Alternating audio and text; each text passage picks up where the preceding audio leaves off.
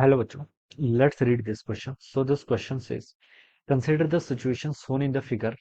The width of each plate is B. ठीक है, width of the each plate B के equal दे रखी है. The capacitor plates are rigidly clamped in the laboratory and connected to the battery. The capacitor plates are rigidly clamped in the laboratory and connected to the battery of EMF E. All surfaces are frictionless. Calculate the value of M for which the dielectric slab will stay in the equilibrium. Dielectric slab कह रहे हैं आपके equilibrium पर है. ठीक है, आपको क्या बताना है? आपको यहाँ पर से बच्चों बताना क्या है इस क्वेश्चन में? आपको बताना क्या? Value of m. इस जो आपका मास देखिए आपने अटैच कर रखा है, इसकी वैल्यू बतानी है. तो देखिए बच्चों, इस क्वेश्चन का की कॉन्सेप्ट देखिए बच्चों क्या लिख सकते हैं. इस क्वेश्चन में देखिए हम पहले ये देखते हैं कि यहाँ पर हमसे बोल रखा है calculate the value for which the dielectric slab will stay in equilibrium. Dielectric slab बच्चों आपकी इक्विलिब्रियम पर स्टे रहेगी क्यों? पहले हमें ये समझना है. ठीक है, यहाँ पर देखिए बच्चों, ये आपकी कैपेसिटर की प्लेट है, ये आपकी अपर प्लेट है, ये आपकी लोअर प्लेट है, ये फिक्स कर रखे हैं. ठीक है, और यहाँ पर देखिए आपने क्या कर रखा है, किसी डायलेक्ट्रिक को ऐसे रखा हुआ है. This is a dielectric. Dielectric देखिए कि आपका डायलेक्ट्रिक आपका, सॉरी, राइट साइड से देखिए. यहाँ पर तो आपने बैटरी कनेक्ट कर रखी है, यहाँ पर आपने क्या कर रखी है, बैटरी कनेक्ट कर रखी है. डायलेक्ट्रिक देखिए आपका यहाँ पर है. ऑलराइट, ये तो आपकी कैपेसिटर की प्लेट है, यहाँ पर से आपका ऐसे डायलेक्ट्रिक है. Alright, this is a dielectric. कुछ पोर्शन देखिए डायलेक्ट्रिक का क्या है, इनसाइड है. ठीक है, some portion of the dielectric is inside. Alright, कुछ यहाँ पर देखिए इस प्लेट्स के क्या आपका इनसाइड पे है. ठीक है, ये वाला पोर्शन आपका क्या है, दिस इज अ डायलेक्ट्रिक. ठीक है, मैं इसको यहाँ पर ऐसा रिप्रेजेंट कर लेता हूँ. ये वाला पोर्शन क्या आपका यहाँ पर डायलेक्ट्रिक है. ठीक है, अब डायलेक्ट्रिक पर देखिए एक फोर्स आपके यहाँ पर से ऐसे लग रहा है, ये आपका किसी की जगह पर क्लेम कर रखा है.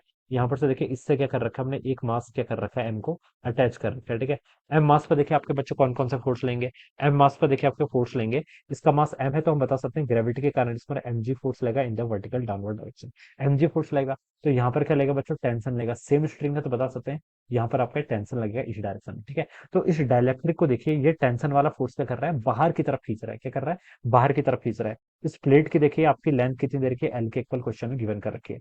और देखिए ये जो पोर्शन आपका डायलेक्ट्रिक के इनसाइड है, ठीक है, जो पोर्शन देखिए बच्चों आपका यहाँ पर क्या है, डायलेक्ट्रिक के इनसाइड है. मैं इसको क्या बोल देता हूँ बच्चों, एक्स बोल देता हूँ. मान लीजिए आपका हम बता सकते हैं कि एक्स पोर्शन तो आपका डायलेक्ट्रिक के क्या है, इनसाइड है. और जो पोर्शन में देखिए आपका एयर है, यहाँ पर कितना होगा देखिए, कैपेसिटर के अंदर का रीजन है ना, कैपेसिटर की टोटल लेंथ कितनी, एल.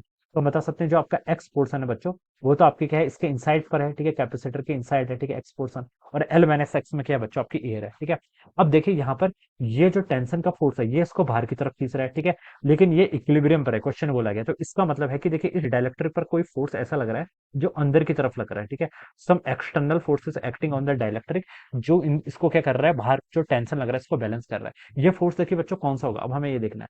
देखिए बच्चों क्या होता है, अगर देखिए आपका कोई कैपेसिटर है, कैपेसिटर को देखिए आपने यहाँ पर कनेक्ट कर रखा है बैटरी से. क्वेश्चन में देखिए मेंशन किया हुआ है, यहाँ पर आपका पोटेंशियल डिफरेंस क्या कर रखा है आपने, किसी एक बैटरी से क्या कर रखा है, इसको ऐसे कनेक्ट कर रखा है. ऑलराइट, ये बैटरी से कनेक्ट कर रखा है. ऑलराइट, अब देखिए बच्चों क्या होगा, इस कैपेसिटर पर कुछ चार्ज होगा. ठीक है, अगर देखिए कैपेसिटर के अंदर आपका डायलेक्ट्रिक होता है. ठीक है, तो डायलेक्ट्रिक क्या होता है देखिए, पोलराइज होता है. ठीक है, अगर देखिए कैपेसिटर की प्लेट पर बाहर वाले भी यहाँ पर पॉजिटिव चार्ज है और यहाँ पर आपका नेगेटिव चार्ज है, इस तरीके से देखिए आपने बैटरी क्या कर रखी है, कनेक्ट कर रखी है.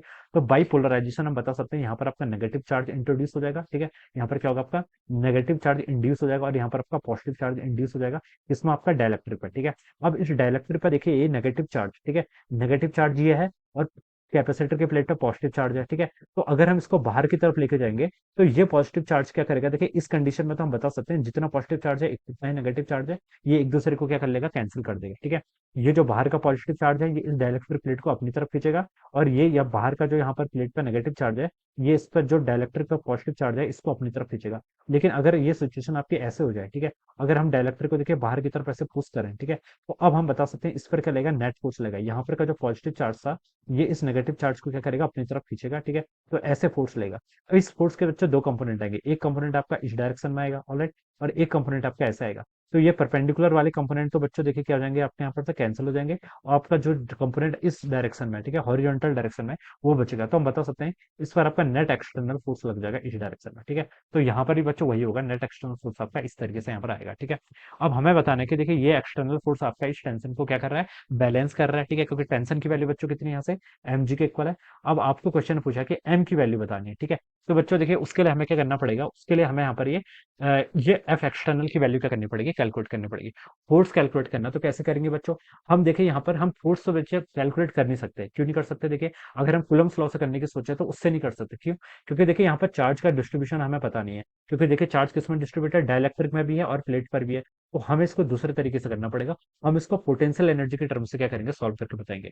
पोटेंशियल एनर्जी कैलकुलेट करेंगे और हमें पता है कि फोर्स कौन सा है, electrostatic. Electrostatic force is conservative in nature. तो उसके करस्पॉन्डिंग हम क्या निकाल सकते हैं, फोर्स निकाल सकते हैं। ठीक है, तो बच्चों देखिए हम यहाँ पर क्या निकाल लेते हैं, पहले इसका हम एनर्जी निकाल लेते हैं। क्या? इलेक्ट्रोस्टैटिक पोटेंशियल एनर्जी, जो किसके इक्वल होगी, देखिए आपकी हाफ सी वी के स्क्वायर के इक्वल हो जाएगी। ठीक है, और बच्चों देखिए आप क्या लिख सकते हैं, हाफ। ठीक है, नेट कैपेसिटेंस देखिए कितना होगा, कुछ रीजन तो देखिए बच्चों आपका यहाँ पर है। ठीक है, यहाँ पर हमें गिवन कर रखा है, देखिए यहाँ पर देखिए डी डी इसकी, देखिए बच्चों हमें यहाँ पर इसकी विड्थ गिवन कर रखी है। ये कितनी कर रखी है इसकी विड्थ, हमें बच्चों यहाँ पर डी के इक्वल क्वेश्चन में क्या कर रखी है, गिवन कर रखी है। और width of each plate D बोल रखा है बी। ठीक है, प्लेट देखिए बच्चों ऐसे 3D प्लेट होती है ना, प्लेट तो आपका ऐसे फिगर हुआ। ठीक है, प्लेट का फिगर बच्चों आपका ऐसे होगा। ऑलराइट, तो ये इसकी बच्चों देखिए आपको क्या कर रखी है, इसकी आपको यहाँ से यहाँ तक की देखिए, ये तो डी है, ये क्वेश्चन गिवन कर रखा है। और इसकी विड्थ कितनी बी, ये भी क्वेश्चन गिवन कर रखा है।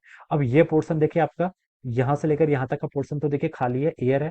तो लिख सकते हैं कि यहाँ से लेकर यहाँ तक बच्चों एल माइनस एक्स, यहाँ पर खाली है। और जो एक्स वाला बचा हुआ पोर्शन है, इस पर क्या बच्चों आपका डाइलेक्ट्रिक है। ठीक है, इस रीजन पर क्या आपका डाइलेक्ट्रिक है। ठीक है, तो बच्चों देखिए आप यहाँ पर नेट कैपेसिटेंस क्या कर लीजिए, पहले कैलकुलेट कर लीजिए। नेट कैपेसिटेंस देखिए हम ऐसे लिख लेते हैं, इस वाले रीजन को C1 बोल देते हैं, इस वाले रीजन का कैपेसिटेंस C2 बोल देते हैं। ये आपस में देखिए कैसे कनेक्टेड है। इसके एंड पे जो पोटेंशियल है, यहाँ पर कितना ई है, यहाँ पर कितना है, जीरो। यहाँ पर ई है, यहाँ पर जीरो। तो बता सकते हैं दोनों कैपेसिटेंस के आजू बाजू पोटेंशियल सेम है। So these are connected in parallel. Parallel में कनेक्टेड है तो C1 हो जाएगा C1 प्लस C2। ये आपका नेट कैपेसिटेंस हो जाएगा। ठीक है, अब बच्चों देखिए कैपेसिटेंस यहाँ पर कैलकुलेट कर लीजिए। इस रीजन पर देखिए बच्चों, पहले हम देखते हैं आपका ये वाला जो रीजन है। ठीक है, इस रीजन पर आपका देखिए C1 रीजन पर कोई डायलेक्ट्रिक नहीं है। ठीक है, तो उसका देखिए कितना हो जाएगा, एप्सिलॉन। तो ये लिख लीजिए। लेंथ देखिए बच्चों कितनी है इसकी, L माइनस एक्स के इक्वल। ठीक है, क्या होता है देखिए, कैपेसिटेंस का formula epsilon A by D. ठीक है, एरिया देखिए कैसे लिखेंगे, एल माइनस एक्स तो आपका ये है। ठीक है, एल माइनस एक्स तो बच्चों आपकी क्या होगी, यहाँ से यहाँ तक की लेंथ होगी, इंटू बी, बी क्या है इसके बिड। ठीक है, तो यहाँ से इसका एरिया जाएगा। ठीक है, एल माइनस एक्स इंटू क्या हो जाएगा आपका बी। ठीक है, ये आपका epsilon A divided by D. D क्या होता है, डिस्टेंस। यहाँ पर देखिए बच्चों कितनी डिस्टेंस है, यहाँ पर ये आपकी डी, इसकी देखिए डिस्टेंस दे रखी है इनके बीच की, कितनी डी के इक्वल। तो ये हमने कैलकुलेट कर लिया। अब दूसरा रीजन में देखिए आपका डाइलेक्ट्रिक रखा हुआ है, इसका कितना हो जाएगा, देखिए के टाइम्स आपका एप्सिलॉन इनटू आपका क्या, कितनी लेंथ पर है। देखिए इसका एरिया हम कैसे फाइंड आउट करेंगे, एक्स तो है और बी इसकी यहाँ पर आपकी विड्थ है। तो एरिया हो जाएगा आपका b into x divided by कितना आपका डी। तो ये बच्चों आपका क्या आ गया, this will be your net capacitance, आपका नेट कैपेसिटेंस सी आ जाएगा। ठीक है, इसको बच्चों देखिए अगर मैं कैलकुलेट करूँ तो यहाँ से देखिए कितना हो जाएगा, बी एप्सिलॉन यहाँ पर भी है, बी एप्सिलॉन यहाँ पर भी डी। ठीक है, बी एप्सिलॉन बाई डी, इस टर्म को बच्चों में क्या कर लेता हूँ, कॉमन कर लेता हूँ। तो यहाँ पर आपका बच गया एल माइनस एक्स। ठीक है, बी एप्सिलॉन बाई डी, तो यहाँ पर आपका बच गया कितना, के एक्स बच जाएगा। ठीक है, ये वैल्यू बच्चों आपके यहाँ पर से इतनी आ गई। अब देखिए यहाँ से क्या लिख सकते हैं, बी एप्सिलॉन बाई डी, इस टर्म को ऐसे रहने दीजिए। ठीक है, और के एक्स माइनस एक्स है। ठीक है, तो एक्स को कॉमन ले लेंगे तो यहाँ पर तो आपका के माइनस वन बच जाएगा, टाइम्स आपका कितना हो जाएगा, एक्स हो जाएगा, प्लस आपका एल क्या होगी, लेंथ होगी। ठीक है, तो बच्चों ये आपका कैपेसिटेंस आ गया। ये क्या कर लिया आपने, कैपेसिटेंस। कैपेसिटेंस कैलकुलेट कर लिया। अब इसको एनर्जी वाले फॉर्मूले में रख लीजिए।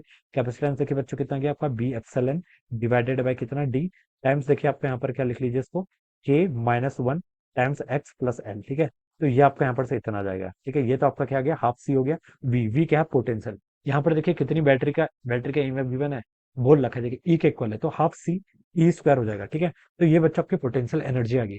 अब आप यहाँ से क्या निकाल लीजिए, पोटेंशियल एनर्जी पता चल गई। कंजर्वेटिव फोर्स है तो एक्सटर्नल फोर्स निकाल सकते हैं।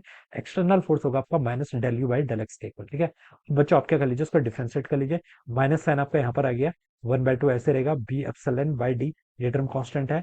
एप्सिलॉन का स्क्वायर ये भी आपकी कांस्टेंट है। के minus one times x, x के रिस्पेक्ट में एक्स कैंसिल हो जाएगा, यहाँ पर आपका क्या बच गया, सिर्फ के माइनस वन बच जाएगा। ठीक है, तो ये वैल्यू बच्चों आपके यहाँ पर से क्या आ जाएगी, इतनी आ जाएगी। This would be the value, ये क्या होगी बच्चों आपके यहाँ पर से, इतनी आपके यहाँ पर से वैल्यू हो जाएगी के माइनस वन। ठीक है, ये एफ नेगेटिव क्या है, ये आपके साथ डायरेक्शन बता रहा है कि फोर्स की डायरेक्शन की आपकी लेफ्ट पे है। ठीक है, तो बच्चों आपका डायलेक्ट्रिक इतना फोर्स लगाता है, इसको मैं लिख लेता हूँ। देखिए b epsilon nought divided by two d times e क्या आपका बैटरी का ईएमएफ का स्क्वायर टाइम्स आपका के माइनस वन। ठीक है, ये आपका बैटरी फोर्स लगा रही है और ये किसके इक्वल होगा आपके यहाँ पर से, एम जी के इक्वल होगा। This value should be equal to M ji.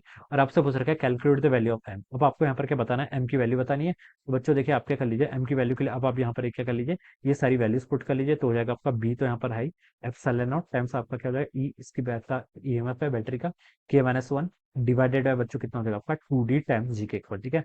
So this will be the value of the mass. तो हमसे ये पूछा था calculate the value of the M, तो एम के यहाँ पर इतनी वैल्यू आनी चाहिए, इससे क्या रहेगा आपका ये इक्विलिब्रियम पर आएगा। Alright, so this is how we will solve this problem. ये रिजल्ट बच्चों बहुत स्टैंडर्ड रिजल्ट है, ये डायलेक्ट्रिक्स की आपकी इसकी बहुत सारी प्रॉब्लम्स पे क्या होता है यूज होता है, ठीक है। फोर्स ऑन डायलेक्ट्रिक की ये सारी प्रॉब्लम्स पे यूज होता है।